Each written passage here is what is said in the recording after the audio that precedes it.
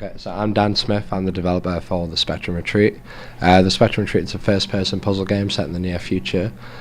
You wake up inside the Penrose Hotel, and you're not really sure of why you're there, how you got there. And in order to progress, you solve increasingly complex color-based puzzles. And it's an Art Deco hotel combined with a desaturated clinical puzzle environment. The inspiration for the Spectrum Retreat was kind of wanting to do something different with the puzzle genre. I'm a big fan of puzzle games, and I wanted to kind of expand on that in a different way. I really like, so the hotel is heavily influenced by The Shining, kind of the film, and Art Deco is a really kind of big, grandiose, luxurious style, which is really nice when you're trying to create a claustrophobic feeling because you're alone in the hotel. So it was nice to kind of contrast that overindulgent style with kind of being vacant and being the only one in the hotel, with the exception of the staff. So I definitely wanted to try that out. And then the puzzle aesthetic is very different and very kind of minimalistic, so combining those two styles was really interesting to do.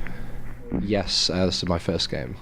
Yeah, I think probably the biggest one was Antechamber. We do a lot of impossible space stuff in this game, kind of corridors that loop back on themselves and things like that, and I kind of took a lot of inspiration from that.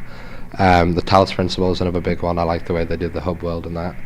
And then, of course, Portal is king of the genre. It's kind of really helped me kind of discover how to design a proper learning curve, and I think that's probably the best example of that in games. Yeah, so it's a combination of me and Giles Armstrong, who is a writer based in the UK.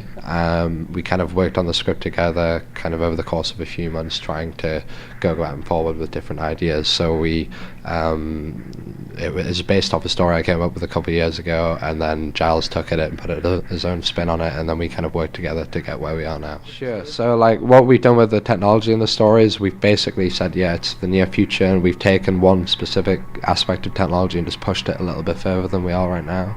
So it's not an outlandish plot per se, but we kind of wanted to look at what would be the implications if a certain piece of technology was 5 or 10 years down the line.